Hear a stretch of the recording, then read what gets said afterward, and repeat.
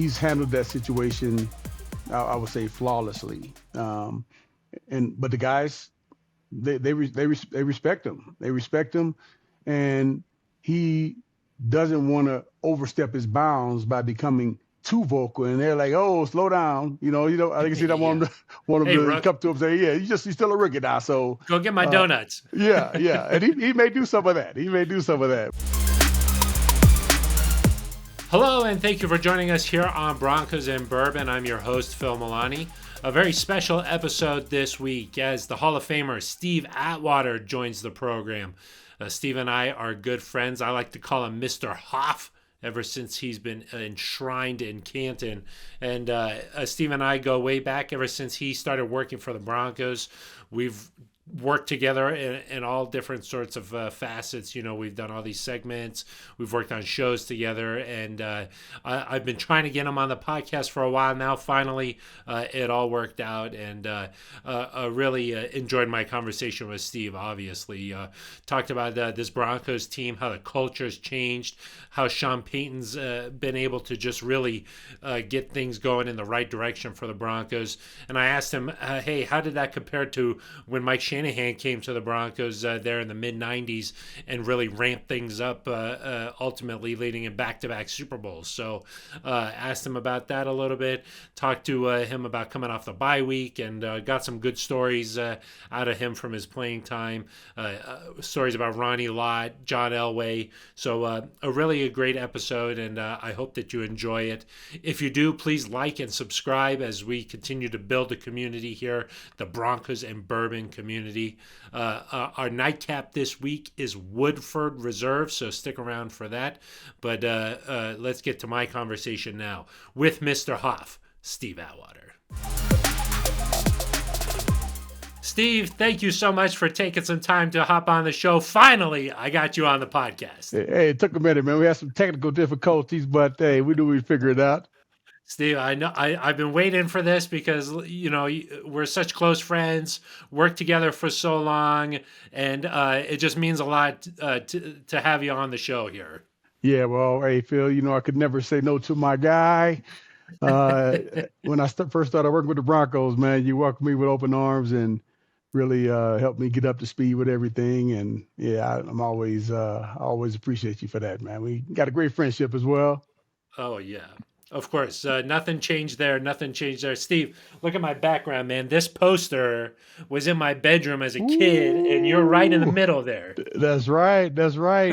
Super Bowl 32, man. Oh, yeah, that was one of the greatest days of my life, boy. Oh man, yeah, me too, and I wasn't even there. yeah, exactly. you was just a baby. Yeah, man. Well, hey, this year's Broncos team has had a heck of a season so far. I think surprised a lot of people, and now they're in a position where they should make the playoffs. Steve, what's it going to take to get that done? Oh, really, just focus, man. Focus, and then coming out this bye week, like you shot out of a cannon, and after the bye week is usually the play is a little bit slower, because guys haven't really had contact for a week. But the good thing is the Colts, they had a bye week as well. So it should affect both of them the same, but hopefully we'll have a little bit more fire and we can get back to where we were pre-bye week as quickly as possible. Well, not exactly, because the Cleveland Browns they put up some numbers on us, so we don't want to be that same defensive unit. But I think we'll be good. Yeah, put up a lot of points though. Scored the 2 touchdowns and made those big plays. So that's the thing, right? I mean, hey, sometimes it's going to happen. Players are going to be giving up, and because they got great players too. Steve, how has this defense been able to keep doing that? Because it seems like almost every single week they're creating turnovers. They're like returning them for touchdowns. It feels like they're making the game-changing plays.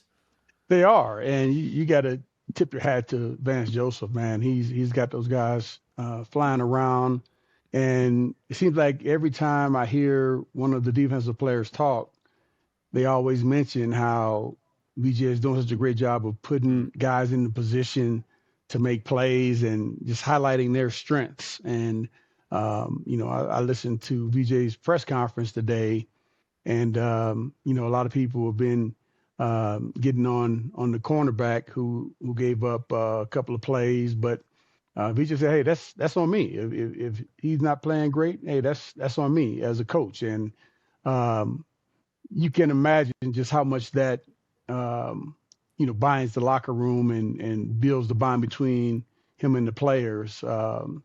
Because yeah, people were going crazy with Levi. Uh, Levi Wallace. and Yeah, yeah. everybody, yeah, Levi Wiley. Everybody's had games like that, where they didn't play their best. But I still think he's a quality player, and he's going to bounce back. Yeah, of course, and that's what happens when you play opposite PS2. So life a little Yeah, more difficult gonna doing get some that. targets, boy. Yeah, Vance, man, he is one of those kind of guys that, like, a coach that really connects with the team. It feels like, like, of course, that was like his sort of deal when he came as a head coach, but now as a defensive coordinator, he really gets to spend time with those guys, Yeah, and you can just tell that, like, that is a tight unit. Like, they love playing for each other, and man, like they say, like, turnovers come in bunches, but it's been Ooh, all man. season long, Steve. Yeah, man, and it's like guys are taking turns making plays, and that's the beautiful thing about it. It's just not one person. It's guys just stepping up, you know, play after play after play, making plays. Nik Bonitto, Jay Coop on the edges, John Franklin Myers, BJ Jones in the middle, Zach Allen, man, them guys are bringing it. Cody Barton, came over making big plays on defense, interceptions and, turnovers. And in the Yeah, that secondary, the defense. same thing. Yeah, it's They're beautiful. making they're making a name for themselves because a lot of those guys you just mentioned, maybe before this season, a lot of fans maybe weren't quite as familiar with. The guy who really sticks out to me, Steve, is Nik Bonitto. I mean, Oh he is. man, I mean, I he's think he's balling. second in the league in sacks. Yep. Like, how has he been able to develop so quickly? Because when he came out of Oklahoma to the Broncos, like that first year, it was sort of a slow process, but now he's really showing his potential. Yeah, I think when most guys come out of the league, it's a big jump, and especially at that position. If you haven't gone against an NFL offensive tackle, it's a whole different ball game. And Nick, over the last several years, he's gotten stronger, and he's gotten bigger. But he's also kept his quickness, and I think that's one of his best assets is his quickness, his ability to duck and dodge, make those guys miss when they're trying to block him, and he's also improved his ability to set that edge in the run game. So man, I love watching him play, and I don't know what that little celebration is where he just like he's Yeah. throwing some snot off his hand or so. I don't know what it is, but I love it when he does that. Oh man, yeah, and that whole defense, man, they got a little bit of an edge to them. They're playing fast. They're They playing do. physical. Yeah, I mean, where do you think that edge comes from, Steve? Because you can tell, like, just watching them, they play with a little chip on their shoulder, and it's certainly you can see it out on the field. Yeah, I think it's because they're playing for each other. Mhm. They're not out looking for the accolades, although it's going to be great when they come, and I believe a lot of them are coming. But they're playing for each other. They're playing for that guy across from them who they had dinner with. The guy Yep. who was there for him when he had was going through some stuff. The guy sitting right next to him in the locker, and just guys who they have stuff in common with. And it's Yep. it's a beautiful thing because you can tell teams that don't have that because it's just a little something extra that the guys give when they have a strong bond with their teammates. And I know how that was from back in our playing days. Leading up to our years when we got to the Super Bowl, when we were going to the Super Bowl pretty regularly, I thought we had great teams with great chemistry and all that. But then once we did it, I saw that it's a whole nother level to it. To just the commitment, to the work ethic. And not saying that we didn't work hard. Don't get me wrong, we worked our butts off, but Yeah. it just seemed like it was a little bit more A little bit something there. more, huh? Yeah. Yeah. Because you went to the Super Bowl as a rookie, and then obviously at the end of your career you win the two Super Bowls there. What did you learn like throughout that process? Like, hey, we were good when I was young, but like now you learned something that hey, this team was a little bit different. Yeah. Well, we went to the Super Bowl my rookie year, and we lost to the 49ers 55-10. And man, I was messed up from that for a minute. um, and then the next year, I think we went to the playoffs, and so I thought for a year or two that, man, every year, we'll go to the playoffs, we'll have an opportunity to do it, and then we had a dry spell, Hmm. and I'm like, dang. And as the years went on, I'm thinking, man, I might not get back to another Super Bowl, right? And you just never know how long your career is going to last. It could last, 10, 11 years. It could last 2 years, 1 year. Yeah, yeah, And so the thing I would say is to cherish the times. And when you have any opportunity to get to the playoffs, man, you gotta leave it all out there, man. You gotta be all in. You can't be focused on anything but football.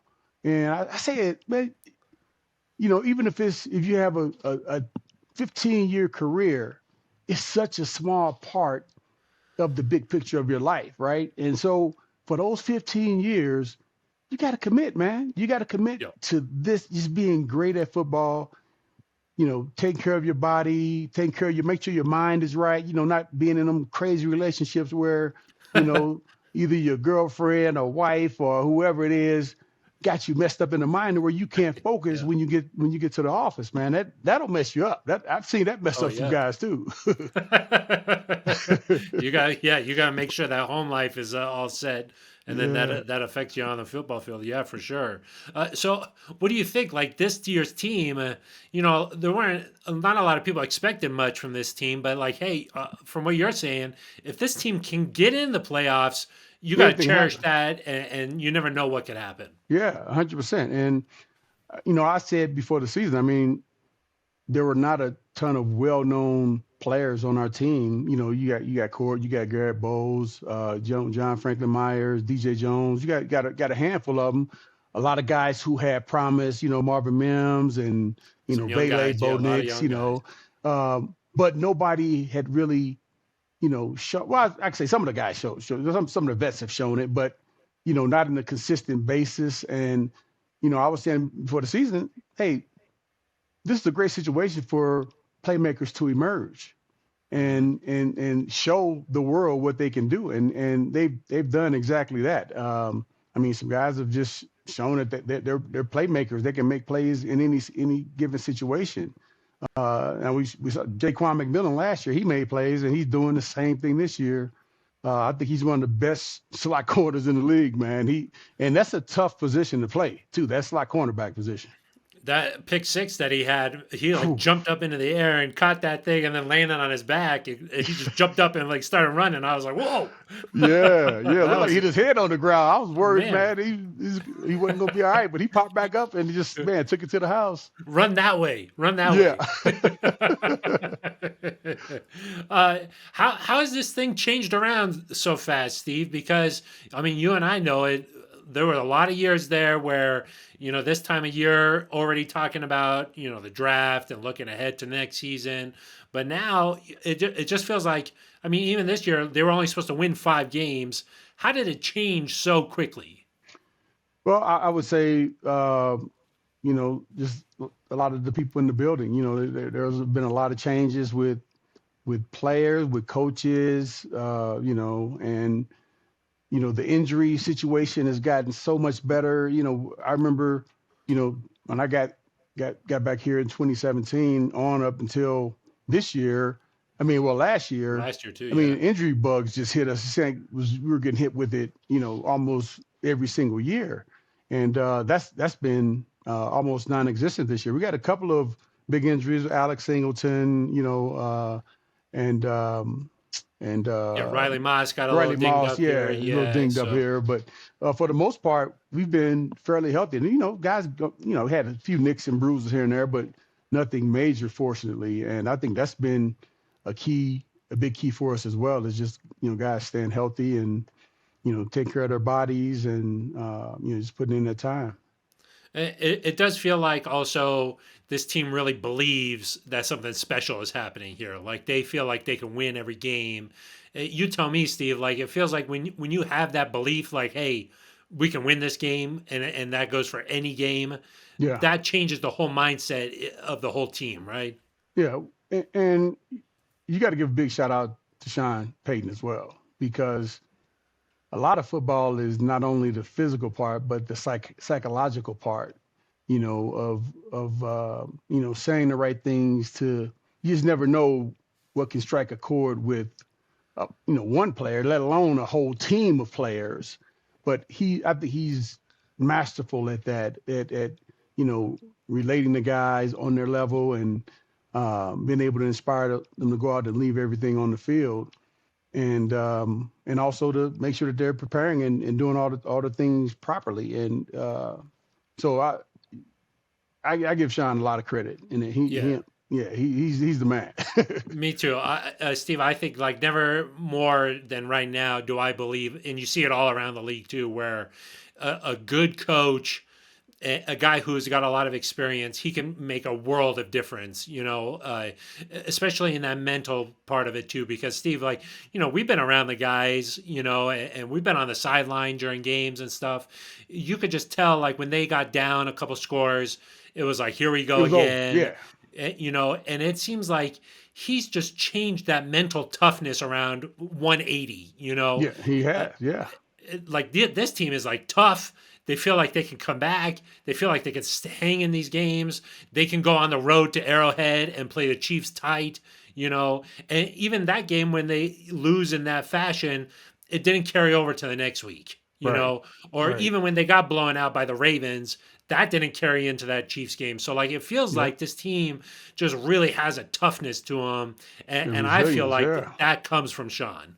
yeah. No, I agree. And you got to again take your hat off to him for um, being able to relate to these guys, right? Because Sean, he's had a nice coaching career, and many coaches, as they get up there in age, not saying Sean's older, but as you've had years in the league, you Yeah, kind of he's been in the lose league a long touch time. as the new players come in the league. But he hasn't done that. He can still relate extremely well to the players. They listen to him, they respect him, and they're playing their butts off for him. And on the offensive side of the ball too, where the game's constantly changing so much, it's evolving. New ideas are always coming into the league. Yeah. He seems like he hasn't just set in his ways. He's adapted to the league and how things are going too. And obviously, he's got a tremendous chemistry with Bo Nix. Oh yeah. Oh yeah. I think he liked Bo Nix right from the start. Yeah. You've heard all the stories about Bo Nix and Sean and their relationship, but yeah, I know he thinks the world of him, and you know, hopefully both of them will be here for a long, long time. And I, that's the thing I I love about the hiring of Sean, is that we knew that there was going to be some stability at the head coaching position, because you can't be successful. You can't have a successful NFL team when you're switching coaches every 2 or 3 years. It's difficult. It's difficult on the players, difficult on the fans, difficult on everybody, and the it ownership for really sure. is. And I guess it starts there, right? Yeah, because you're constantly drafting guys for like different needs or different styles, and it's just hard to like find players who fit that system. And that's another thing that Sean has done well here, is that they've drafted well these last two drafts.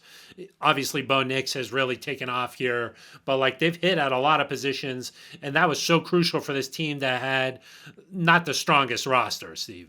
Yeah, and I would say you hit at one of the most important positions to hit at, because many times quarterback draft is it's a crapshoot.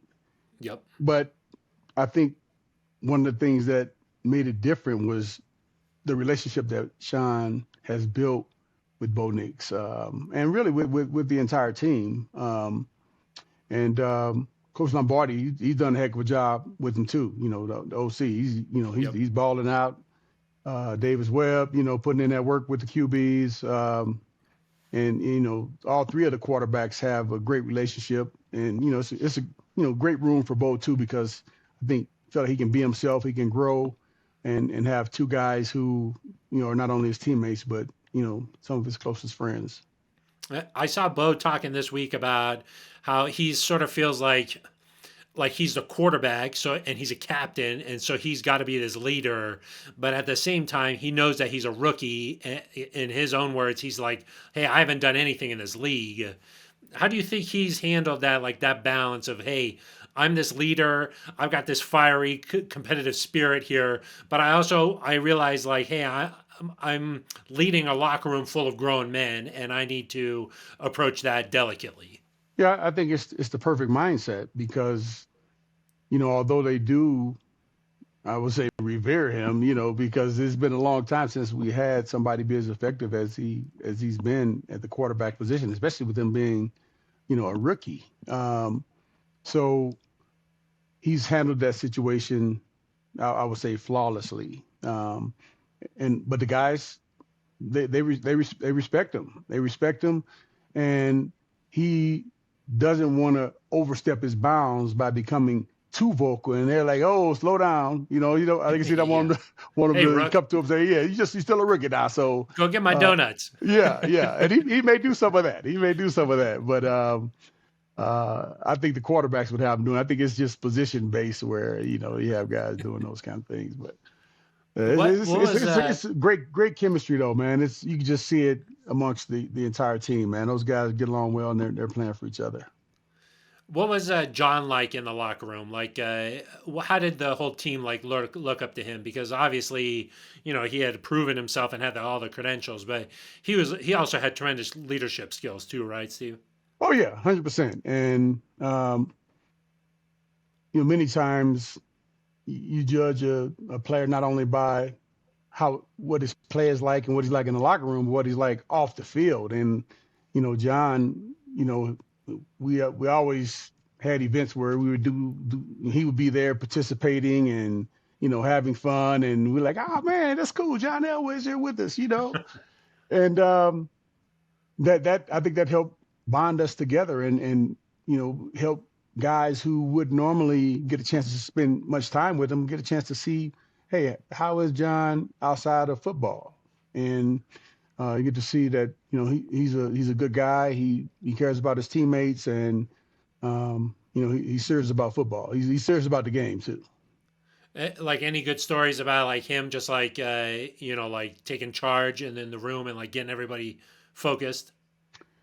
Well, I would say I don't remember any any stories in particular, just because my memory is like it used to be. But I That just was a long time ago. but I do just recall whenever there need to be some words said, hey, the coach lead the room. John's up there talking. Him, Mark Schlereth, and whenever the moment's right, guys, different guys stepping up, but John always did a great job, not only as a quarterback, but also as a leader of our team. If you ask any person we played with, they'll tell you the same thing. And And he that's also had that important. confidence, I'm sure, right, Steve? Like just because the magic at the end of the game, those Oh, man. comebacks, you had a front row seat to all those things. Yeah, that was awesome. And I can imagine that, man, Bo Nix at this early in his career, having the amount of success that he's having, I can imagine when he gets in year 7, 8, 9, 10, how much his leadership skills will have improved. Not saying that they're they're Yeah, bad but now, but he's just going to be at a whole nother level. yeah. I mean, but it also kind of goes to what you're saying too, Steve, is that like, hey, these good teams that you're on, it doesn't happen every year. Even though you feel like, hey, he's just a rookie. It's always going to be like this. It's even going to be better than this. You don't always know how that thing's going to turn out. So you got to make sure that you take like moments like this where like, hey, 4 weeks to go, you got a shot at the playoffs. You got to make this count. Yeah, 100%. And you just never know when you'll have an opportunity to be in this position again. 'Cause things happen, and you got to take it one year at a time, just like we all do, really. But in football, even more so, because just just never know who's going to be. You don't know who's going to be on the team next year. Yeah, exactly. Well, we don't Exactly. care. Bo's going to be on the team. Bo's going to be on this team. Yeah, GB I know gonna that one. I wanted to ask you. You're talking about Sean changing everything and the vibe and everything with the team. Was that sort of how it was when Mike Shanahan came and you guys really quickly? You were a pretty good team, but you really quickly things changed where you became elite. Yeah. Oh, most definitely. But one of the biggest things that Mike Shanahan did too was he upgraded the roster.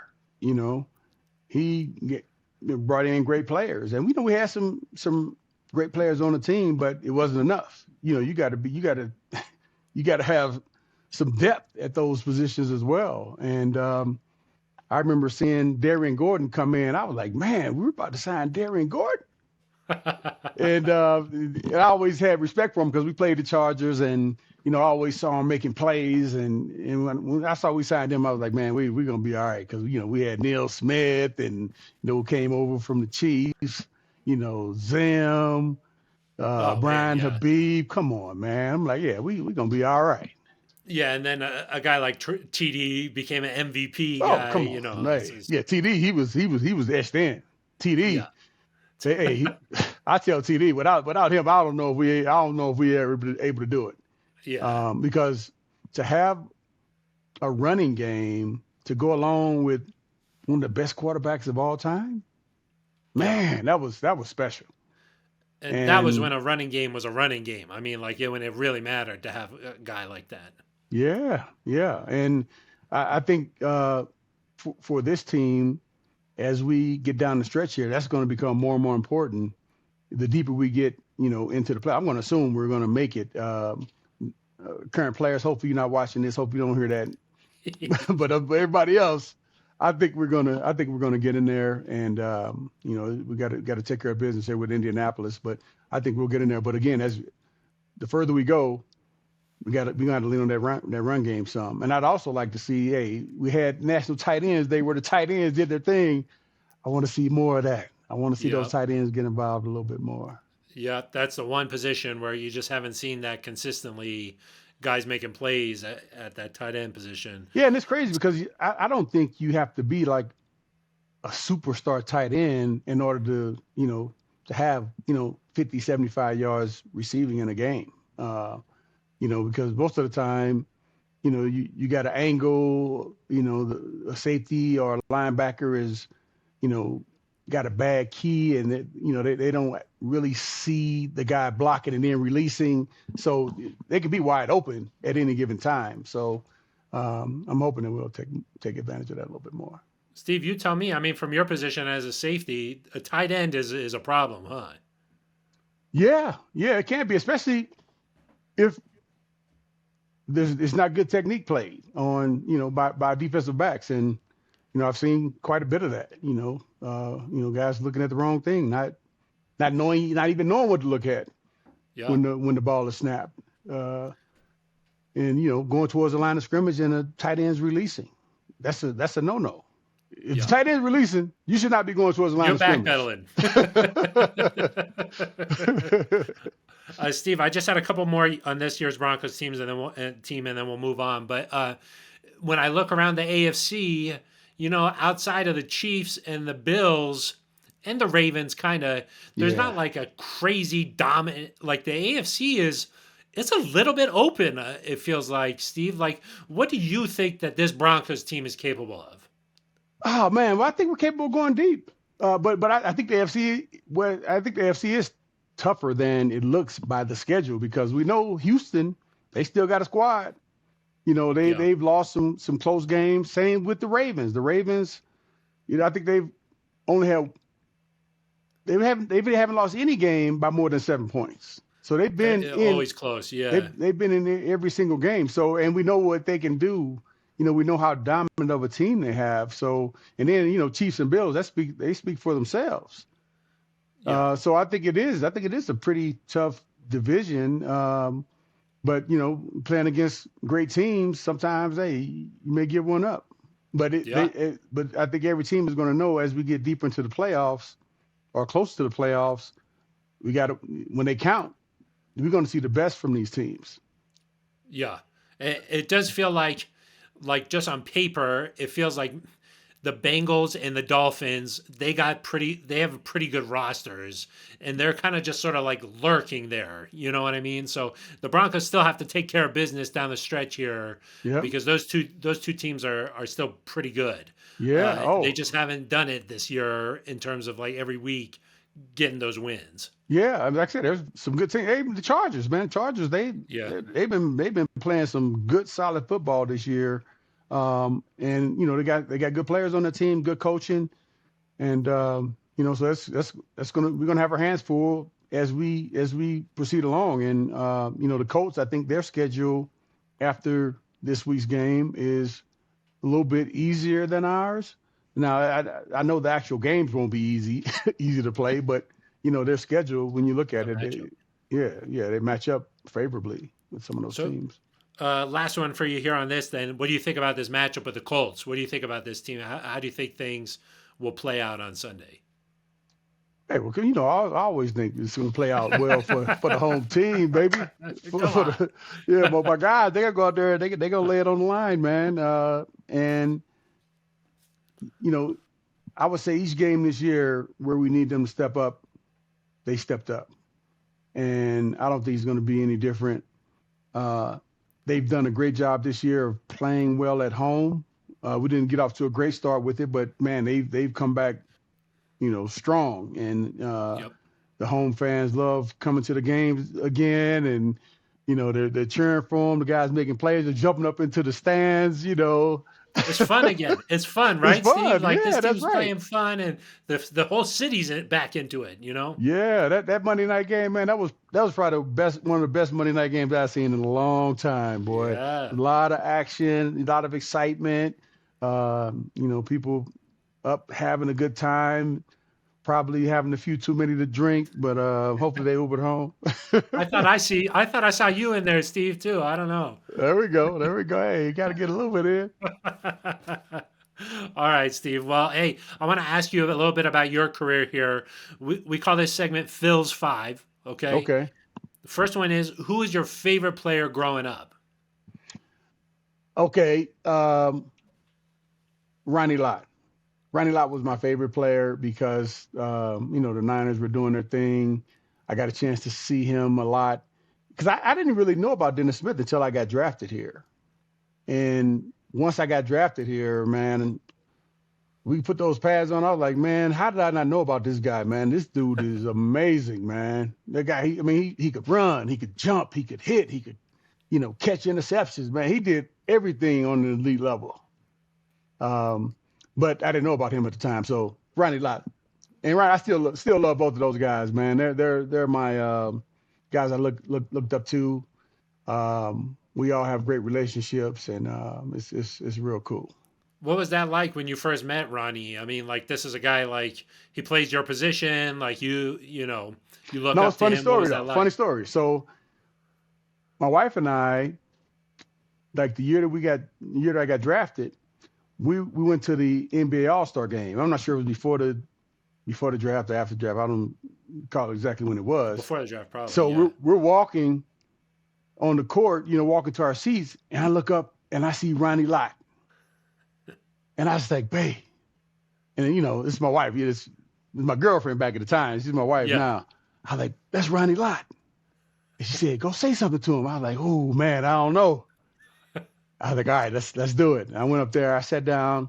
Man, Ronnie talked to me for about 10, 15 minutes. And Wow. it was just the coolest thing. And, I always remembered that. And I'm like, man, that's kind of player I want to be, If a young guy ever, comes up to me, wants to say a few words, hey, you always got to give him the time, man.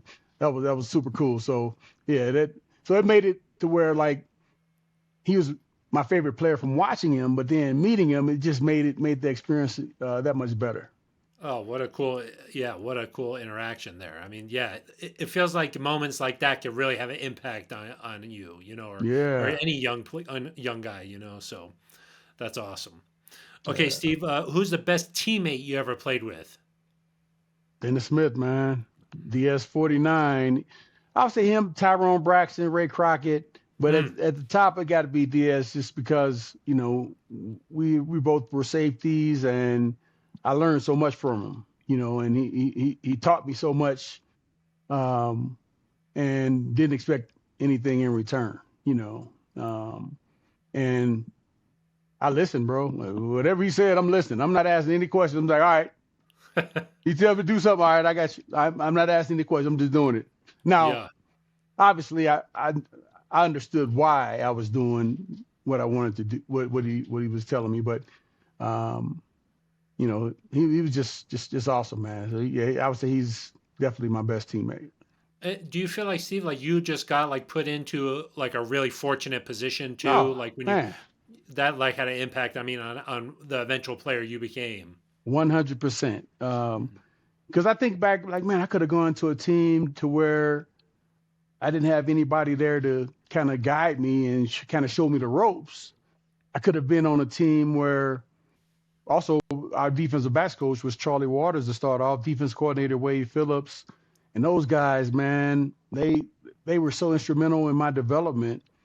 Having Charlie is another guy who had played, and I'd seen him play, and so he's the same thing with him. He tell me to do something, all right, got you. Got you. I'm doing it full speed. Because I knew he played the game, and he wasn't going to lead me wrong. So that was super cool.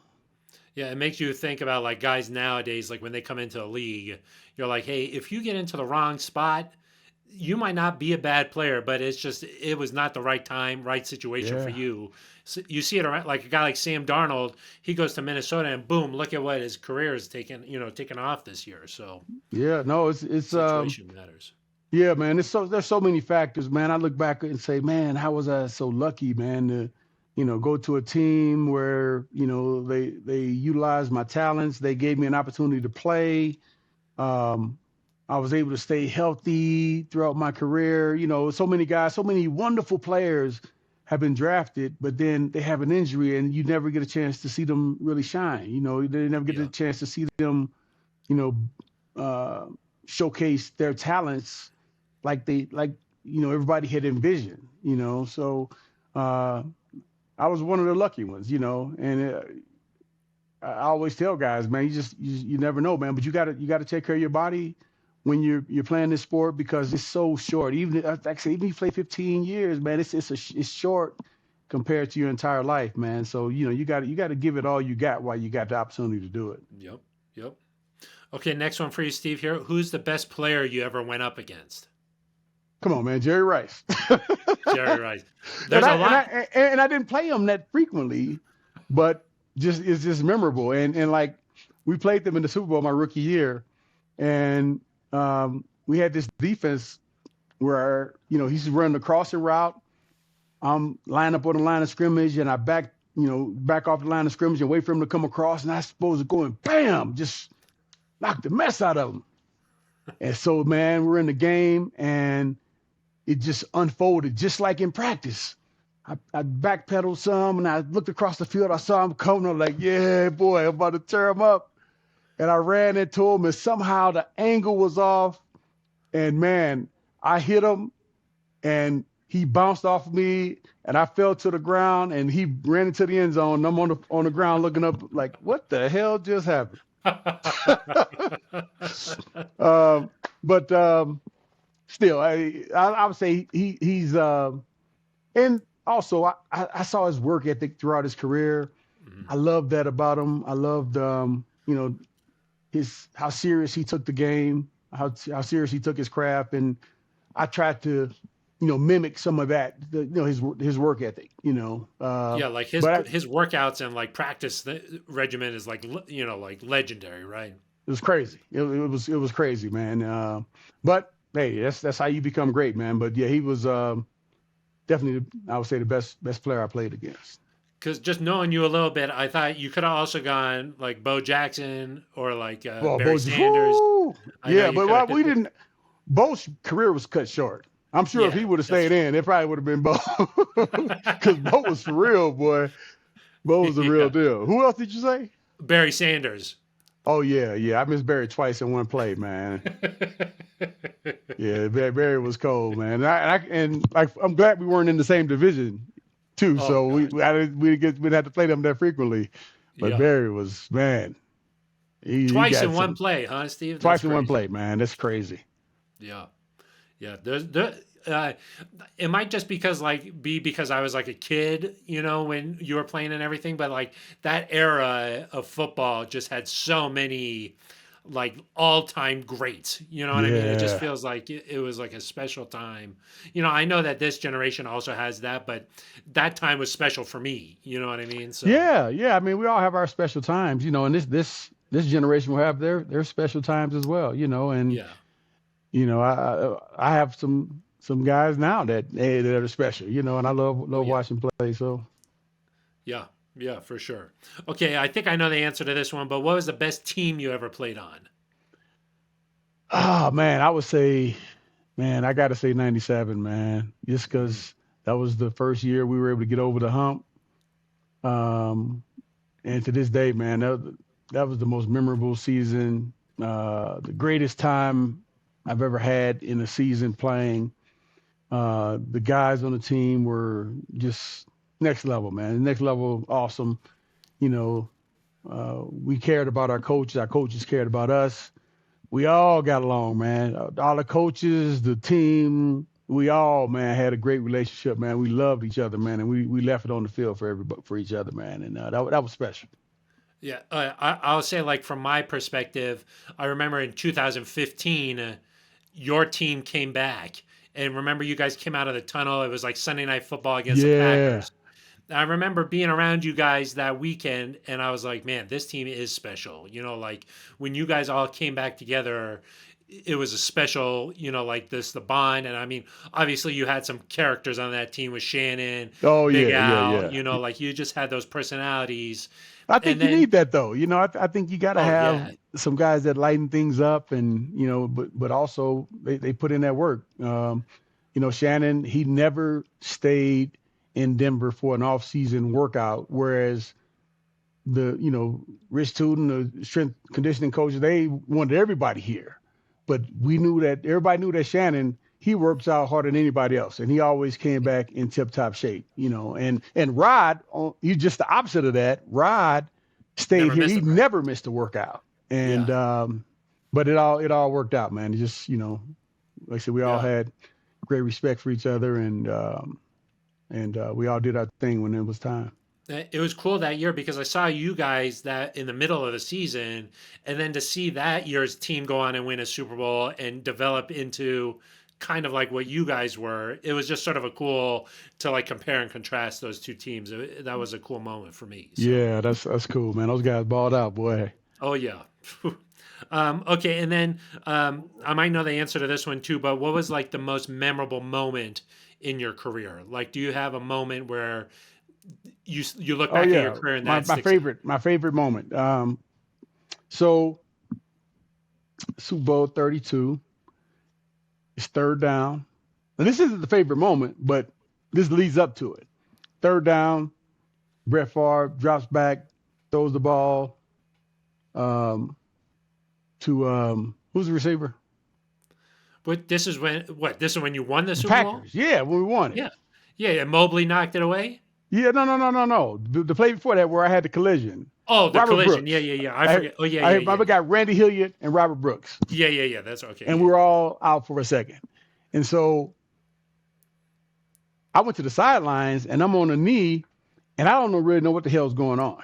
Yeah, when you collided with the DB. Yeah, of Yeah, course. Yeah, yeah, yeah, yeah. yeah. And Yeah, yeah. so it was third down, and if we got off the field on that play, we win, right? We basically got to take a knee, and it's over. Yeah, But yeah. I didn't know that at the time. I'm sitting on the knee Yeah. just watching the game, Uh-huh. and then I look back at the clock. I was like, damn, if we get off the field, we gonna win. And so when it happened, I reacted like a couple of seconds later than everybody else. Everybody else was up and jumping around. I'm Celebrate. like, oh yeah, that's We won. we won. So my favorite moment was watching John Mobley knock that pass down Mm. that Brett Favre was throwing to Mark Chmura, man. That just chills down my spine because to see grown men that happy, crying. We had tears, man, tears all over the place, just knowing all the hard work we had put in and just knowing it finally paid off, man. After all these years, man, it's finally paid off. And then, Mr. B getting up there saying this one's for John. Man, bro, that was emotional, man. And you had like a tremendous game. I mean, the fumble, with Favre and everything. Like, Yeah. I mean, you But I needed you that left it all out on the field. because I dropped that pick. So I had to make something happen. You remember that? Oh man, Yeah. hey man, I can remember probably every bad play I've had. But hey, it's all good. Luckily, the good ones outweigh the bad ones, Steve. That's for Yeah. sure. Okay, and then the last question for you, because I kept you for way too long, but No, it's all good. what's some career advice you have for somebody? Maybe this is their last year in football. They're thinking about hanging it up next year. Their life is going to completely change. What kind of advice would you give to somebody in that position? Because you've had so much success after football. What would you tell somebody in that spot? I would say, kind of embrace the transition, take time, got to explore what you enjoy doing past football because football is not going to last forever, it's important to plan ahead, stay disciplined and really build a new purpose, something that excites you and challenges you, just like football did. Yeah. You and need remember, you need a little bit of an edge, a little bit of competition maybe for a little there. Missing that is probably difficult. Yep. And remember, hey, retirement isn't the end; it's the beginning. Yeah. Yeah. Because like we've talked about through this whole conversation, 15 years, that's not your whole life. You got a whole nother life after that. Whole nother life. Whole nother life. And it can be fun. It can be great. But you got to plan for it. And I would say be humble. Was it Unless it's scary? not, well, though, a I little won't say be humble. Hey, if that's not your personality, don't be humble. Yeah, you gotta be you. That's Do right. you? But did you feel like football defined who you were as a person a little bit, just because you played it all the way up through school and everything, and like that every fall, hey, this is what I'm doing. Now when that's gone, I mean, I just can imagine how difficult that is. Yeah, and it does, and everybody else they look at you and they're like, "Why are you doing these other things, man? You're a football player, Yeah, like, yeah, hey, yeah, man, I got more interest than just football." yeah. And for many years, I've done businesses and I've done a lot of real Real estate. estate and all that good stuff. But everybody when somebody meets me, they always say, "You're Steve Atwater. You played for the Denver Broncos." You're the And guy who hit Christian Okoye. yeah, you're the guy who hit Christian Okoye, and so, hey, I don't think I can get away from that. So, hey, I embrace it. And, it really is a blessing for any person to recognize you, to recognize me. I say that. And so, I enjoy that. And I know it's not going to be that way forever. So, hey, I enjoy it while it's here. Well, Steve, I'll say this: like, I admired you as a football player, growing up, but like getting to know you, and just and your family a little bit, like you're just so much more than just that guy, and like I just feel so lucky that you're my friend, and I feel like really just very blessed that you came on this podcast and spent the last hour with me. So thank you very Come on, much. Phil, man. Hey, man, we knew right from the beginning we were going to hit it off, man. We are going to Of be course. good. I know, man. We've got so many memories, and like I'll never forget the night, when you got into the Hall of Fame and you went up on the stage there, and it was just like, man, I had tears in my eyes, and that was just such a special moment for me personally, just to see you live that out, man. Yeah, And so, man. a lot of good That was memories special, together. man. I'm glad you and man, all of my friends and loved ones, man. That's how often do you get, man, all the people you care about in one place, and there were some people there who I cared about that couldn't be there, but man, to have a majority of the people that, had such a big impact on my life in one place, man, that was a beautiful thing. And, Yeah, it's special. I appreciate you for being there and, the rest of the crew, man. We had a wonderful time. Oh man, it was special. Yeah, for sure, Steve. Well, hey, we'll say goodbye for the podcast, but I'll be calling you, after this game to see what you think and everything. Okay. All right, cool, Phil, man. Appreciate you having me on, buddy. My thanks to Steve for coming on the program. Really enjoyed our chat there, and I really do mean it. I mean, Steve means so much to me. And that night when he was elected into the Hall of Fame, got the knock on the door. I'll never forget when he came off the stage there after they did their TV interviews for the broadcast. Just give him a big hug, and I got a cool photograph of that saved. And it was that was a special night, and I'm so happy that I got a chance to know Steve and continue to know Steve, and the person Steve Atwater is so much better than the Hall of Fame player Steve Atwater, if that tells you anything there. So really enjoyed my conversation there, and this is going to be a good game for the Broncos coming up against the Colts. Both teams coming off of the bye week, which is sort of an interesting situation. That doesn't happen all too often there, but I expect a slow start to this one, and then things will get ramped up, and these are two good teams. These teams the Colts are chasing the Broncos, and so I'm sure that they've got a lot to play for, and the Broncos, they really got a lot to play for here these final four games. It seems like maybe they've got the playoffs in the bag here if they just sort of do what they need to do. But to tell you the truth, they got four really good teams that they're playing here, and they've got some teams like I mentioned with Steve, like the Dolphins and the Bengals. They're chasing them. The Colts are going to try and get it back into that mix, and if the Broncos really want to be good, seeding might come into play here if they actually start taking care of business here. And the Chargers coming up after this on a Thursday night, and then the Bengals and the Chiefs. So this is going to be a heck of a four-game stretch here, in the Broncos, they got a lot in front of them, and so if they take care of business, they could accomplish some stuff this year. And I think it starts with this one against the Colts, because that would secure their first winning season since 2016, and that's a big hurdle if you ask me, and that means a lot. So take care of business this week and then move forward, but you got to take it one game at a time. I mean, I know that sounds boring, but it's true. If you overlook the Colts, all of a sudden, if you lose this one, things start looking a little bit more, I don't know. Hey, the Chargers, things just start to get a little bit messy if you don't take care of your own business. And the Colts, they're a pretty good team, and so I expect a close one. I think it'll start slow, but ultimately I think the Broncos pull this one out, maybe by like a touchdown, 10 points, something like that. So that's what I'm anticipating anyway. So we'll see how it plays out. Let's get to the nightcap here, and it is Woodford Reserve Distillers Select.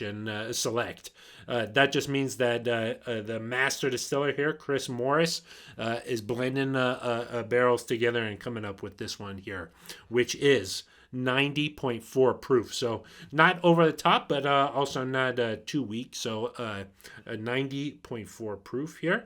As you can tell, it's sort of a coppery color. And I was going to get to this, but like the marketing with Woodford Reserve is like top notch here, because this is a bourbon that, for like the last 20 years has come in around $35. And, 20 years ago, a $35 bourbon like this, you're thinking this is sort of like a premium bourbon here.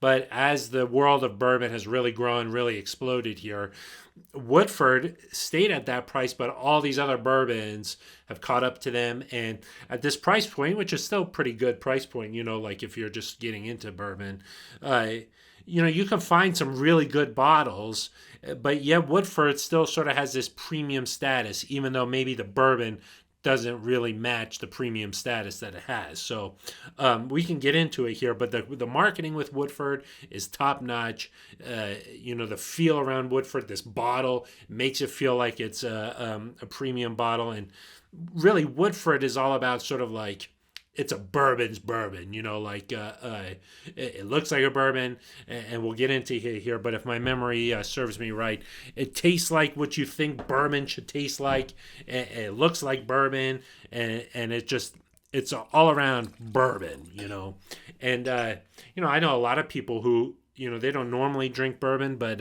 around the holidays, they like to get a bottle, and that bottle for them is Woodford. So it kind of just goes to tell you what its status is. And so we smell this here, and it just smells, this is like a classic bourbon. It's got vanilla, it's got oak, it's got a citrusy thing going on, a little cinnamon maybe, just a sweetness you can kind of smell. And we can go ahead and taste it here. Yeah, like sweet off the front, a little bit of honey, a little bit of citrus. It drinks sort of light.